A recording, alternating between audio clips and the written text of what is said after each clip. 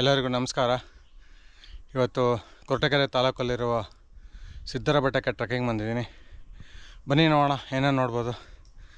ಆಗಲೇ ನಾನು ಬೆಟ್ಟ ಹತ್ತಕ್ಕೆ ಸ್ಟಾರ್ಟ್ ಮಾಡಿಬಿಟ್ಟಿದ್ದೀನಿ. ಕೋಟೆ ಹಿಂಬದಿಗೆ ಬಂದರೆ ನಮಗೆ ಈ ಥರ ಒಂದು ವಿಶಾಲವಾದ ವ್ಯೂ ಪಾಯಿಂಟ್. ಎದುರುಗಡೆ ಇರೋ ಬೆಟ್ಟ ತುಂಬ ಚೆನ್ನಾಗಿ ಕಾಣ್ತದೆ.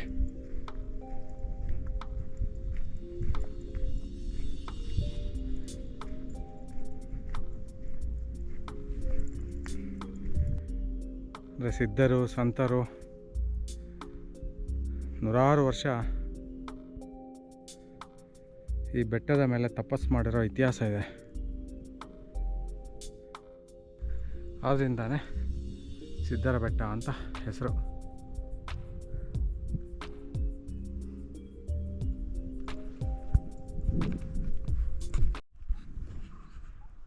ಸಿದ್ಧರ ಬೆಟ್ಟ ಸುತ್ತಮುತ್ತ ಎಲ್ಲ ಹಚ್ಚ ಹಸಿರಿನ ಸಂಜೀವಿನಿ ಕಾಡು ಬೆಳೆದಿದೆ.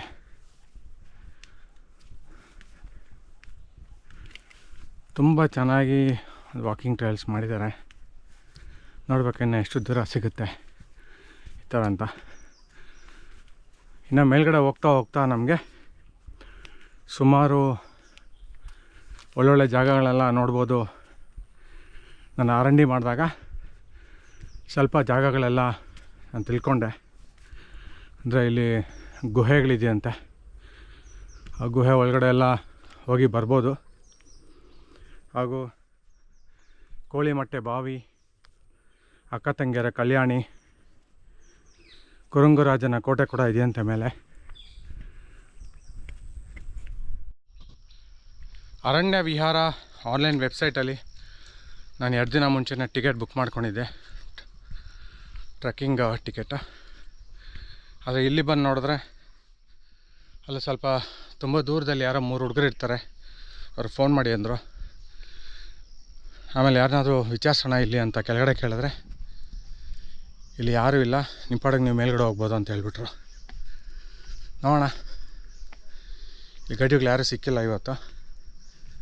ಅದೇ ಬೇರೆ ಒಂದು ವ್ಲಾಗ್ಸಲ್ಲೆಲ್ಲ ನಾನು ನೋಡಿದ್ದೆ, ಗೈಡ್ಸ್ಗಳು ಬರ್ತಾಯಿದ್ರು. ಇವತ್ತು ನಾನು ಅನ್ಬ್ಯಾಡ್ಲಾಕೋ ಗೈಡ್ಗಳು ಯಾರೂ ಸಿಕ್ಕಿಲ್ಲ. ನೋಡೋಣ ನಾನೇ ಸ್ವಂತವಾಗಿ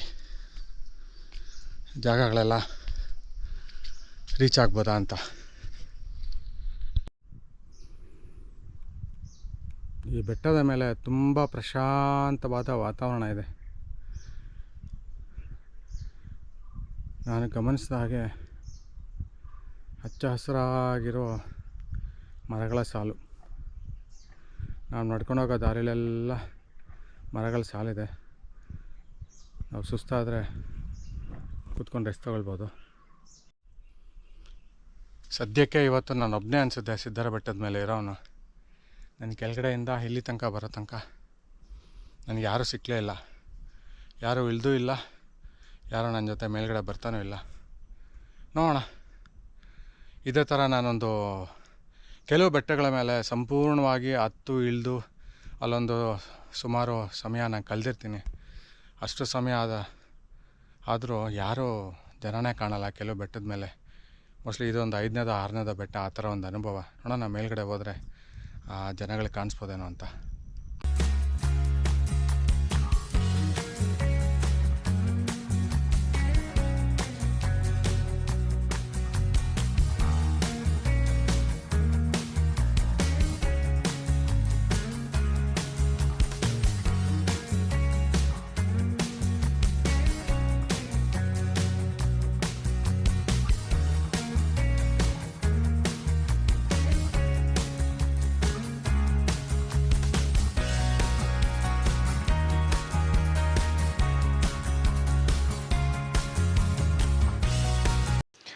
ತ್ರೇತಾಯುಗದಲ್ಲಿ ರಾವಣನ ಜೊತೆ ಯುದ್ಧ ಮಾಡುವಾಗ ಲಕ್ಷ್ಮಣ ಮೂರ್ಛೆ ಹೋಗಿರುತ್ತಾನೆ.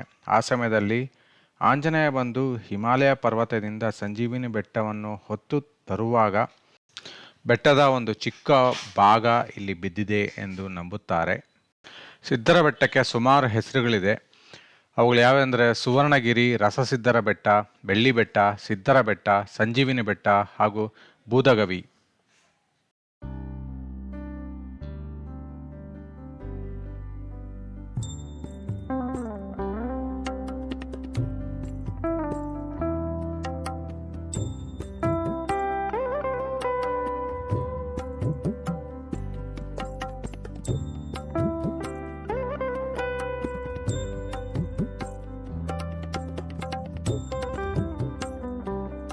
ಗುಹೆ ಒಳಗಡೆ ಹೋಗ್ತಾ ಇದ್ದೀವಿ ದೇವರ ದರ್ಶನಕ್ಕೆ.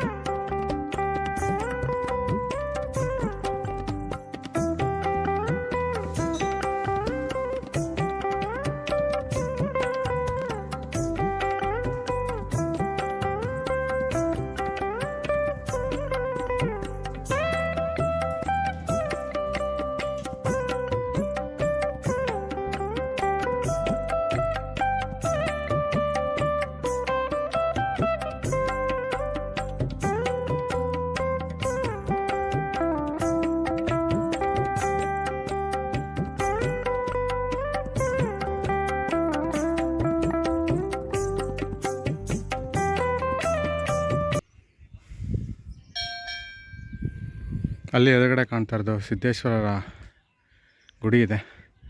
ಹಾಗೆ ಇಲ್ಲಿ ಸ್ವಲ್ಪ ಒಂದು ಶೀಟುಗಳು ಹಾಕಿರೋ ದಾರಿನಲ್ಲಿ ಹಾಗೇ ಬಂದರೆ ನಾವು ಇಲ್ಲಿಂದ ಒಳಗಡೆ ಹೋಗ್ಬೋದು. ಇನ್ನು ನೋಡಿ, ಇಲ್ಲಿ ಒಂದು ನೋಟ್ ಹಾಕಿದ್ದಾರೆ, ಅರಣ್ಯ ಇಲಾಖೆ, ಪೊಲೀಸ್ ಇಲಾಖೆ, ಪ್ರವೇಶವಿಲ್ಲ ಅಂತ.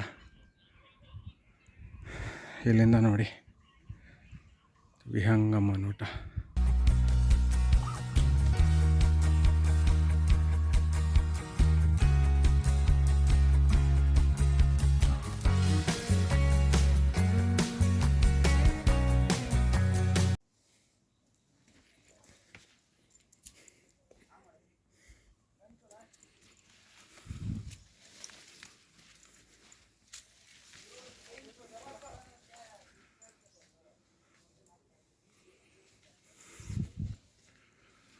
ತುಂಬ ಕಿರಿದಾದ ಜಾಗ, ಎಲ್ಲ ಗುಹೆಗಳ ಥರ ಇದೆ.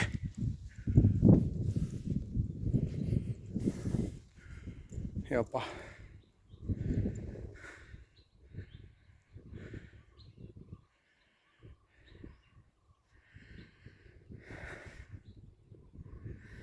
ನನ್ನ ಕಣ್ಣು ಏನು ನೋಡ್ತಾ ಇದೆ,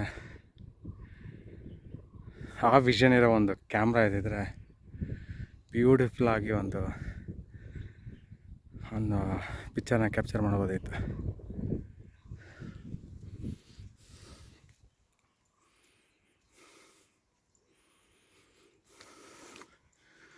ಇವಾಗ ನಾವು ಮೇಲ್ಗಡೆ ಅಕ್ಕ ತಂಗಿ ಕಲ್ಯಾಣಿ ನೋಡ್ಬೋದು, ಕುರಂಗರಾಯರ ಕೋಟೆ,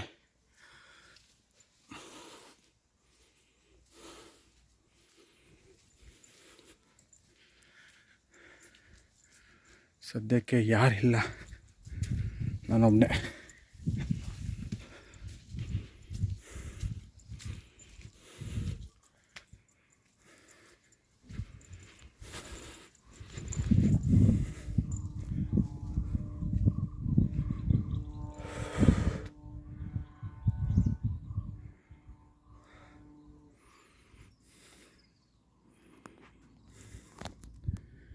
ಮೇಲ್ಗಡೆ ತುಂಬ ದೊಡ್ಡದಾಗಿದೆಯಂತೆ ಜಾಗ, ನೋಡೋಣ ಬನ್ನಿ.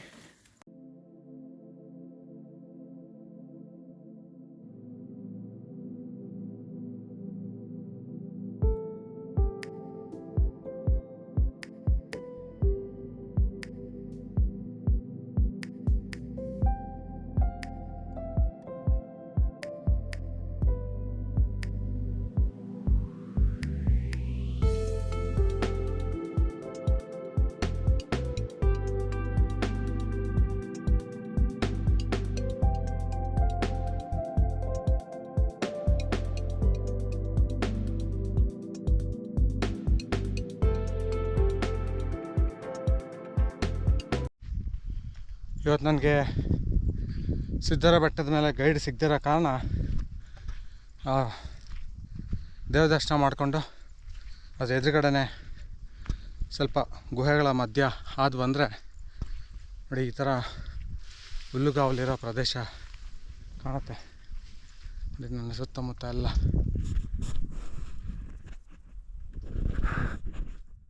ಇದು ಬೆಟ್ಟದ ಮೇಲೆ. ಇವತ್ತು ಯಾರೂ ಬಂದಿಲ್ಲ, ನಾನೇ ಫಸ್ಟು. ಸಿದ್ಧರ ಬೆಟ್ಟ ತುಂಬ ಪುಣ್ಯವಾದ ಕ್ಷೇತ್ರ ಆಗಿರೋದ್ರಿಂದ ಶೂ ಹಾಕ್ಕೊಂಡು ಬರೋಂಗಿಲ್ಲ ಯಾರು, ಸ್ವಲ್ಪ ಕಷ್ಟ ಆಗ್ತಾಯಿದೆ.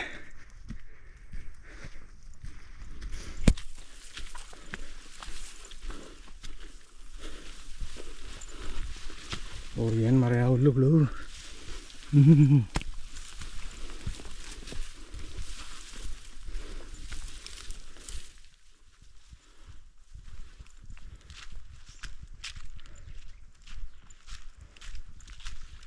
ಹೊರಗಡೆ ಹೋಗ್ತಾನೇ ಇದೆ.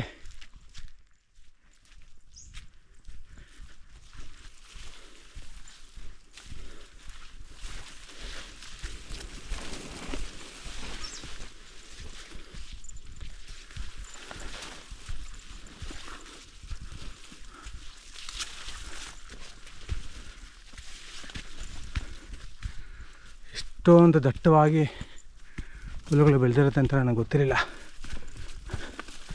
ಓ ಅಮ್ಮ,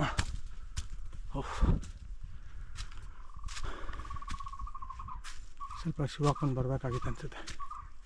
ನಮಗೆ ಎದುರುಗಡೆ ಕಾಣ್ತಾ ಇರೋದೆ ಹಲಸಂದೆ ಕೆರೆ ಅಂತ ಕರೀತಾರೆ. ಸುಮಾರು ಹೆಣ್ಣು ಮಕ್ಕಳು ಬಂದು ಈ ಕೆರೆ ಹತ್ರ ಪೂಜೆ ಮಾಡ್ಕೊಂಡು ಹೋಗ್ತಾರೆ. ಆದರೆ ಸದ್ಯಕ್ಕೆ ನನಗೆ ಆ ಕೆರೆಗೆ ಯಾವ ಕಡೆಯಿಂದ ಹೋಗಬೇಕು ಅಂತ ದಾರಿನೇ ಕಾಣಲಿಲ್ಲ. ಯಾಕಂದರೆ ನನ್ನ ಜೊತೆ ಇವತ್ತು ಯಾವ ಗೈಡು ಸಹ ನನಗೆ ಸಿಕ್ಕಿಲ್ಲ. ಅದರಿಂದ ನಾನು ಆ ಕೆರೆ ಹತ್ರ ಹೋಗ್ತಾ ಇಲ್ಲ. ಯಾಕಂದರೆ ಆ ಬೆಟ್ಟದ ಮೇಲೆಲ್ಲ ನಾನು ಒಬ್ಬನೇ ಇದ್ದೀನಿ. ಹೋಗ್ತಾ ಇದೆ ಎಲ್ಲೆಲ್ಲೋ ಹೋಗ್ತಾ ಇದೆ.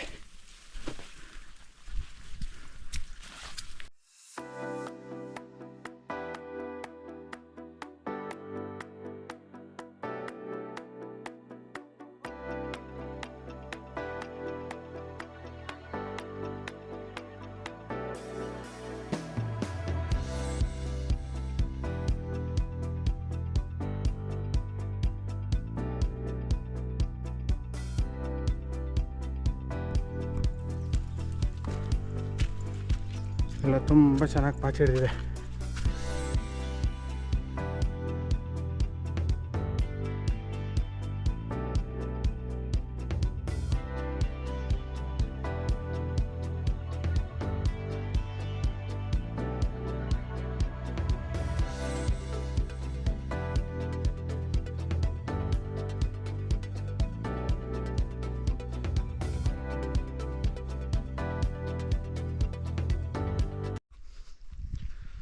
ಸಿದ್ಧರ ಬೆಟ್ಟದ ಮೇಲೆ ಹುಲ್ಲುಗಾವಲಿನ ರಾಶಿ. ಹೇ ನೋಡಿ ಬಟರ್ಫ್ಲೈಸ್. ಹೇ ಬ್ರದರ್, ಇಲ್ಲೊಂದು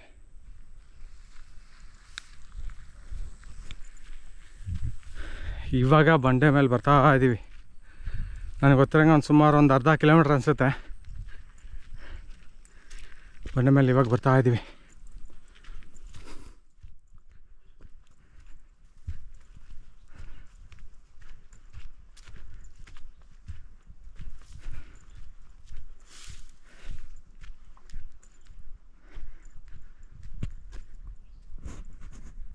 ಈ ಬೆಟ್ಟ ತುಂಬ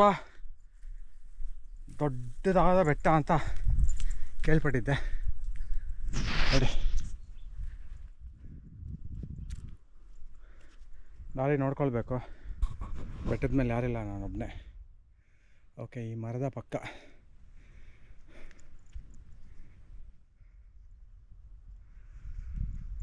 ನಾನೊಬ್ಬನೇ ಆಗಿರೋದ್ರಿಂದ ಹುಷಾರಾಗಿರ್ಬೇಕು.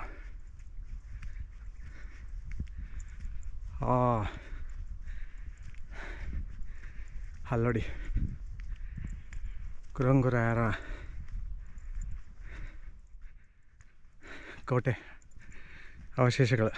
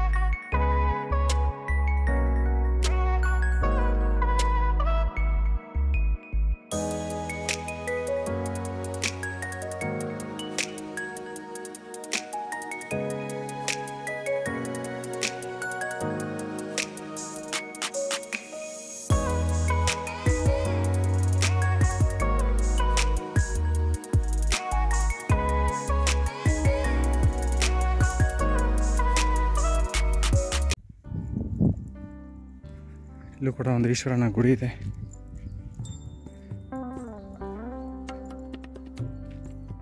ಪ್ರಾಣಿಗಳೆಲ್ಲ ಇದೆ ಅನ್ಸುತ್ತೆ.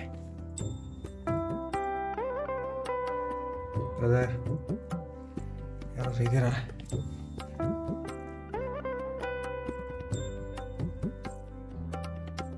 ಯಾರಿಲ್ಲ.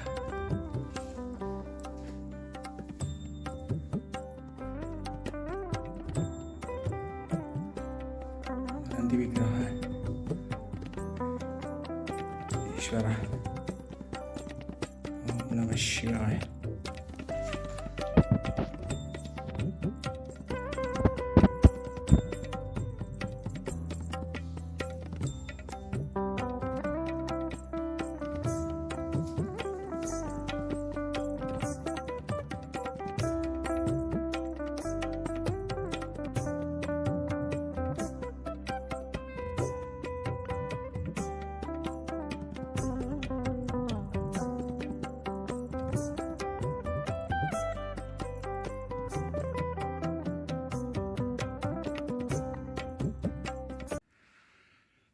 ಕುರಂಗು ರಾಜರ ಅವರ ಅರಮನೆಗಳು ಹಾಗೂ ಅವರ ಮಂತ್ರಿಗಳ ಅರಮನೆಗಳು ಉಳಿದ ಅವಶೇಷ ಇನ್ನು ಬೆಟ್ಟದ ಮೇಲೆ ಹಾಗೆ ಇದೆ. ಇವಾಗ ನೋಡ್ಕೊಂಡು ಬರೋಣ. ಈ ಬೆಟ್ಟದ ಮೇಲೆ ಸುತ್ತಮುತ್ತ ಹಳ್ಳಿ ಜನ ಎಲ್ಲ ಬಂದು ಹರಸೇವೆ ಮಾಡ್ತಾರಂತೆ.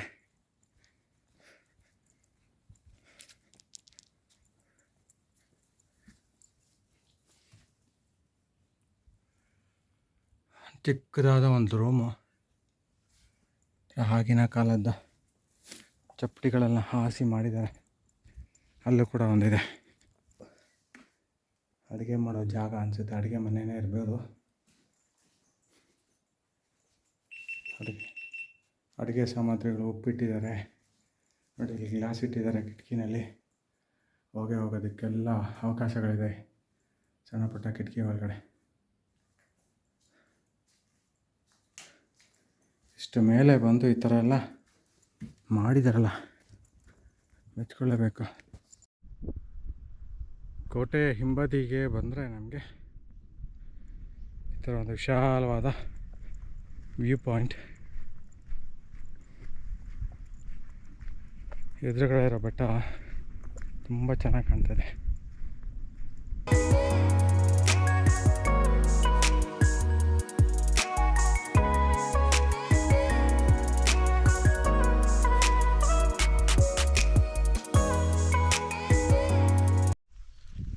ಸಿದ್ಧರ ಬೆಟ್ಟನ ಸುವರ್ಣ ಬೆಟ್ಟ ಅಂತಲೂ ಕರೀತಾರೆ. ಸುವರ್ಣ ಅಂದರೆ ಚಿನ್ನ. ತುಂಬ ವರ್ಷಗಳ ಹಿಂದೆ ಮೈಸೂರು ಮಹಾರಾಜರು ಆನೆಗಳನ್ನ ಸಾಕ್ತಾಯಿದ್ರಂತೆ ಇದು ಸುತ್ತಮುತ್ತ ಜಾಗದಲ್ಲಿ. ಸೊ ಒಂದು ಸಾರಿ ಒಂದು ಆನೆಗೆ ಮದ ಏರಿದಾಗ ಸೊ ಆ ಆನೆಗೆ ಬಂದು ಕಬ್ಬಿಣದ ಸರಪಳಿ ಕಟ್ಟಿರ್ತಾರಂತೆ. ಆ ಕಬ್ಬಿಣದ ಸರಪಳಿ ಕಟ್ಟಿದ ಆನೆ ಈ ಬೆಟ್ಟದ ಮೇಲೆಲ್ಲ ಒಂದು ಓಡಾಡ್ಕೊಂಡು ಹತ್ತು ಇಳಿದು ಎಲ್ಲ ಮಾಡಿತ್ತಂತೆ. ಆ ಸರಪಳಿ ಎಲ್ಲ ಈ ಬೆಟ್ಟದ ಮೇಲೆಲ್ಲ ಈ ನೆಲ ಬಂಡೆಗಳೆಲ್ಲ ತಾಗಿ ಹೋಗಿದ್ವಂತೆ. ಕೆಳಗಡೆ ಹೋದಾಗ ಆ ಆನೆಗೆ ಕಟ್ಟಿದ ಸರಪಳಿ ಎಲ್ಲ ಚಿನ್ನದ ಸರಪಳಿ ಆಗಿತ್ತಂತೆ. ಸೊ ಅದರಿಂದ ಇದನ್ನು ಸುವರ್ಣ ಬೆಟ್ಟ ಅಂತಲೂ ಕರೀತಾರೆ. ಹಾಗೂ ಈ ಬೆಟ್ಟನ ಸಂಜೀವಿನಿ ಬೆಟ್ಟ ಅಂತಲೂ ಕರೀತಾರೆ. ಇಲ್ಲಿನ ಇತಿಹಾಸ ಏನು ಹೇಳುತ್ತಂದರೆ, ಒಂದು ಸಂಸಾರ ಇಲ್ಲೇ ಸುತ್ತಮುತ್ತಲಿನ ಹಳ್ಳಿಲಿ ವಾಸವಿದ್ದ ಸಂಸಾರ, ಅದರಲ್ಲಿ ಅವರ ಮನೆ ಯಜಮಾನರು ಬಂದು ಮೇಕೆಗಳನ್ನ ಸಾಕೋದಕ್ಕೆ ಈ ಬೆಟ್ಟದ ಮೇಲೆ ಕರ್ಕೊಂಬರ್ತಾರಂತೆ ಮೇಕೆಗಳನ್ನ. ಸೊ ಅವರು ಮೇಕೆಗಳನ್ನ ಕಾಯ್ತಾ ಇರುವಾಗ ಅವ್ರ ಹೆಂಡತಿ ಆದವರು ಮೀನು ಅಡುಗೆ ಮಾಡಿಕೊಂಡು ತಗೊಂಬರ್ತಾರಂತೆ ಬೆಟ್ಟದ ಮೇಲಕ್ಕೆ. ಮನೆಯವ್ರಿಗೆ ಅಡುಗೆ ಮಾಡಿಕೊಂಡು ತಗೊಬಂದಾಗ ಬೆಟ್ಟದ ಮೇಲೆ ಅದು ಚೆಲ್ಲೋಗ್ಬಿಡತ್ತಂತೆ. ಅವರು ಇನ್ನೇನು ಊಟ ಬಡಿಸ್ಬೇಕು ಅಂದಾಗ ಅಡುಗೆ ಎಲ್ಲ ಚೆಲ್ಲೋಗುತ್ತಂತೆ. ಆ ಸಮಯದಲ್ಲಿ ಮಳೆ ಸ್ಟಾರ್ಟ್ ಆಗುತ್ತಂತೆ. ಮಳೆ ಅಥವಾ ಈ ಮರದ ಮೇಲೆ ಒಂದು ಏನು ನೀರು ಕುತ್ಕೊಂಡಿರತ್ತೆ, ಅದು ಬೀಳಕ್ಕೆ ಸ್ಟಾರ್ಟ್ ಆಗತ್ತಂತೆ. ಸಡನ್ನಾಗಿ ಆ ಚೆಲ್ಲಿದ್ದ ಏನೋ ನಮ್ಮ ಮೀನು ಸಾಂಬಾರು, ಅದರೊಳಗಡೆ ಮೀನುಗಳು ಏನಾಗುತ್ತೆ, ಎಲ್ಲ ಜೀವ ಬಂದು ಪಕ್ಕದಲ್ಲಿರೋ ಒಂದು ಹೊಂಡಾಗೆ ಹೋಗಿ ಬೀಳತ್ತಂತೆ. ಸೊ ಅಷ್ಟು ಈ ಒಂದು ಬೆಟ್ಟದ ಮೇಲಿರುವ ಒಂದು ಗಿಡ ಮೂಲಿಕೆಗಳು ಒಂದು ಏನು ಹೇಳ್ತೀವಿ ಸಂಜೀವಿನಿ, ಒಂದು ಆಯುರ್ವೇದಿಕ್ ಒಂದು ಜೀವ ಕೊಡುವ ಒಂದು ಶಕ್ತಿ ಹೊಂದಿದೆ ಅಂತಲೂ ಕರೀತಾರೆ. ಈ ಮರದ ಪಕ್ಕನೇ ನಾನು ಹತ್ಕೊಬಂದಿದ್ದೆ ನೋಡಿ, ಅಲ್ಲಿ ಮಾರ್ಕ್ ಮಾಡಿದ್ದಾರೆ ಮರದಲ್ಲಿ. ಇವಾಗ ಇದೇ ಕಾಲ್ದಾರಿಲೇ ನಡ್ಕೊಂಡು ಹೋಗ್ಬೇಕು. ನಾನು ಒಬ್ಬನೇ ಇರೋದ್ರಿಂದ ಸ್ವಲ್ಪ ಕಷ್ಟ ಆಗುತ್ತೆ, ಭಯ ಕೂಡ ಇದೆ ಹಾಗೂ ಧೈರ್ಯ ಕೂಡ ಇದೆ. ನೋಡೋಣ ಬನ್ನಿ. ಸೊ ಇಂದಿನ ಬ್ಲಾಗ್ ಸಿದ್ಧರ ಬೆಟ್ಟ, ಒಳ್ಳೆಯ ಅನುಭವ ಸಿಕ್ತು ನನಗೆ. ಯಾಕಂದರೆ ಬೆಟ್ಟದ ಮೇಲೆಲ್ಲ ನಾನೊಬ್ಬನೇ, ಬೇರೆ ಯಾರೂ ಇಲ್ಲ. ಯಾಕಂದರೆ ಸಿದ್ಧರ ಬೆಟ್ಟಕ್ಕೆ ದೇವಸ್ಥಾನ ತನಕ ಪ್ರತಿಯೊಬ್ಬರು ಬರ್ಬೋದು. ಅದಾದ ಮೇಲೆ ಟ್ರಕ್ಕಿಂಗು ಜಾಗಗಳೆಲ್ಲ ಸ್ಟಾರ್ಟ್ ಆಗುತ್ತೆ. ಒಂದು ಗೈಡಿನ ಅಗತ್ಯ ತುಂಬ ಮುಖ್ಯ ಇಲ್ಲಿ. ಯಾಕಂದರೆ ನಾನಿವತ್ತು ಸುಮಾರು ಸ್ಥಳಗಳನ್ನ ನೋಡೋಕ್ಕಾಗಿಲ್ಲ. ಅದು ಯಾವ ಕಡೆ ಇದೆ ಅಂತ ನನಗೆ ಗೊತ್ತಾಗಿಲ್ಲ. ನನ್ನ ಮುಂದೆ ನೋಡಿ ಎಷ್ಟು ಹುಲ್ಲಿನ ರಾಶಿ ಇದೆ. ಸೊ ಈ ಥರ ಇರೋದ್ರಿಂದ ನಮ್ಗೆ ಗೊತ್ತಾಗಲ್ಲ ಕಾಲ್ದಾರಿ ಎಲ್ಲೆಲ್ಲಿದೆ ಏನೇನಂತ. ವಾಪಸ್ ಹೋಗ್ತಾ ಇದ್ದೀನಿ. ಸುಮಾರು ಸ್ಥಳಗಳು ನಾನು ನೋಡೋಕ್ಕಾಗಿಲ್ಲ. ನೋಡೋಣ ಮತ್ತೊಮ್ಮೆ. ಇದು ನಾನು ಶೂ ಸಹ ಹಾಕೊಂಬರಂಗಿಲ್ಲ ಬೆಟ್ಟದ ಮೇಲೆ.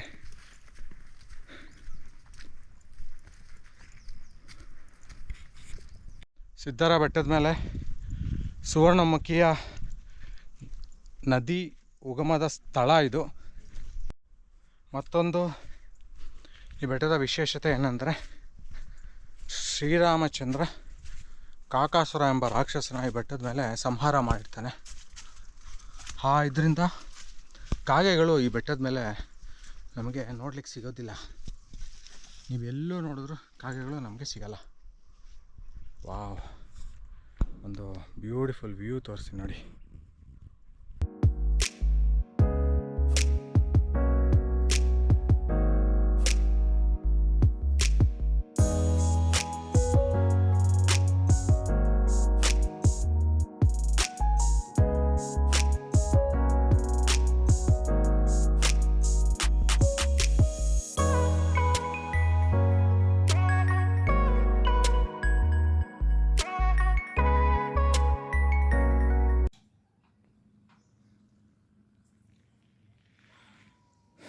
ಈ ಜಾಗ ತುಂಬ ಇಳಿಜಾರಿದೆ. ಮಳೆಗಾಲದಲ್ಲಿ ಬಂದರೆ ಹತ್ತಕ್ಕೆ ಕಷ್ಟ. ಜಾರಿದ್ರೆ ಬಿದ್ದೋಗ್ತೀವಿ. ಸದ್ಯ ಇಲ್ಲಿ ಖುಷಿ ಪಡೋ ವಿಷಯ ಅಂದರೆ ಫೆನ್ಸಿಂಗ್ ಹಾಕಿದ್ದಾರೆ, ಬ್ಯಾರಿಗೇಡ್ಸ್ ಹಾಕಿದ್ದಾರೆ. ಅದರ ಸಹಾಯದಿಂದ ಹಿಡ್ಕೊಂಡೇ ಇಳಿಬೋದು. ಇದೇ ಸಂತೋಷದ ವಿಷಯ. ಸಿದ್ಧರ ಬೆಟ್ಟಕ್ಕೆ ಬರಬೇಕಂದ್ರೆ ನಾವು ಬೆಂಗಳೂರಿಂದ ದಾಬಾಸ್ಪೇಟೆಗೆ ಬರಬೇಕು. ದಾಬಾಸ್ಪೇಟೆಯಲ್ಲಿ ಬಂದು ತಿರುಪತಿ ಚೆನ್ನೈ ಎಕ್ಸ್ಪ್ರೆಸ್ ಒಂದು ಲೈಕ್ ನೈಸ್ ರೋಡ್ ಥರ ಒಂದು ಸ್ಟಾರ್ಟ್ ಆಗುತ್ತೆ. ಅದ್ರ ಪಕ್ಕ ಮಧುಗಿರಿ ರೋಡ್ ತೊಗೊಳ್ಬೇಕು. ಸುಮಾರು ಅಲ್ಲಿಂದ ಒಂದು 35ರಿಂದ ಒಂದು 40 ಕಿಲೋಮೀಟ್ರಷ್ಟು ಮುಂದೆ ಬಂದರೆ ನಮಗೆ ಕೊರಟಗೆರೆ ಬೈಪಾಸ್ ಒಂದು ಸಿಗತ್ತೆ. ಅಲ್ಲಿ ರೈಟ್ ತೊಗೊಂಡಾಗ ಅಲ್ಲಿಂದ ಒಂದು 8 ಕಿಲೋಮೀಟ್ರ್ ಮುಂದೆ ಬಂದರೆ ತುಂಬಾಡಿ ಅಂತ ಹಳ್ಳಿ ಇದೆ. ಹಳ್ಳಿ ಒಳಗಡೆ ಒಂದು ಕಮಾನ್ ಇರುತ್ತೆ, ಅಂದರೆ ಒಂದು ಆರ್ಚ್ ಇರುತ್ತೆ. ಅಲ್ಲಿ ಸಿದ್ದೇಶ್ವರ ಸ್ವಾಮಿಗಳಿಗೆ ರಸ್ತೆ ಅಂತ ಬರೆದಿರುತ್ತೆ ಪಕ್ಕನೇ. ಸೊ ದಯವಿಟ್ಟು ಆ ರಸ್ತೆಯಲ್ಲಿ ನಾವು ಎಡಗಡೆ ಸುಮಾರು ಒಂದು 8ರಿಂದ ಒಂದು 10 ಕಿಲೋಮೀಟ್ರಷ್ಟು ಒಳಗಡೆ ಬಂದಾಗ ನಮಗೆ ಸಿದ್ಧರ ಬೆಟ್ಟ ನಮಗೆ ಸಿಗುತ್ತೆ. ಇಂದ ಸಿದ್ಧರ ಬೆಟ್ಟಕ್ಕೆ ಸರಿಸುಮಾರು 100 ಕಿಲೋಮೀಟ್ರ್ ಅಷ್ಟಿದೆ. ಮೇ ಬಿ ಟ್ರಾಫಿಕ್ ಇಲ್ಲ ಅಂದರೆ ನಾವೊಂದು 2 ಅವರಲ್ಲಿ ಬಂದು ತಲುಪ್ಬೋದು. ಸೊ ಆನ್ ದ ವೇ ನಮಗೆ ಏನು ಹೇಳ್ತೀವಿ, ಈ ದಾಬಾಸ್ಪೇಟೆಯಿಂದ ಈ ಮಧುಗಿರಿ ರಸ್ತೆಗೆ ಬಂದಿದ ತಕ್ಷಣ ಒಳ್ಳೆ ವ್ಯೂಗಳು ಸಿಗುತ್ತೆ. ಸುತ್ತಮುತ್ತ ಎಲ್ಲ 10 ಬೆಟ್ಟಗಳಿರುತ್ತೆ. ಹಾಗೂ ಆನ್ ದ ವೇ ನಮಗೆ ದೇವರಾಯನ ದುರ್ಗ ಕೂಡ ನೋಡ್ಬೋದು. ಹಾಗೂ ಲಕ್ಷ್ಮೀ ದೇವಸ್ಥಾನವಾದ ಗೊರವನಹಳ್ಳಿ ಲಕ್ಷ್ಮೀ ದೇವಸ್ಥಾನ ಕೂಡ ನಾವು ಇದೇ ರಸ್ತೆಯಲ್ಲಿ ಬರ್ತಾ ನೋಡ್ಕೊಂಡು ಹೋಗ್ಬೋದು. ಅಲ್ಲಿ ಎದುರುಗಡೆ ನಮಗೇನು ಬೆಟ್ಟ ಕಾಣ್ತಾ ಇದೆ, ಅದ್ರ ಮೇಲೆ ಕೋಟೆಗಳು ಸಹ ಇದೆ. ಆ ಬೆಟ್ಟದ ಹೆಸರೇ ಚೆನ್ನರಾಯನ ದುರ್ಗ. ಅದು ಸಿದ್ಧರ ಬೆಟ್ಟಕ್ಕೆ ಹೋಗೋ ದಾರಿಲೇ ಸಿಗುತ್ತೆ. ಅಲ್ಲಿಂದ ಬಲಗಡೆ ತೊಗೋಬೇಕು. ಬಲಗಡೆ ತೊಗೊಂಡಾಗ ಆ ಬೆಟ್ಟಕ್ಕೆ ನಾವು ಟ್ರಕ್ ಮಾಡ್ಬೋದು.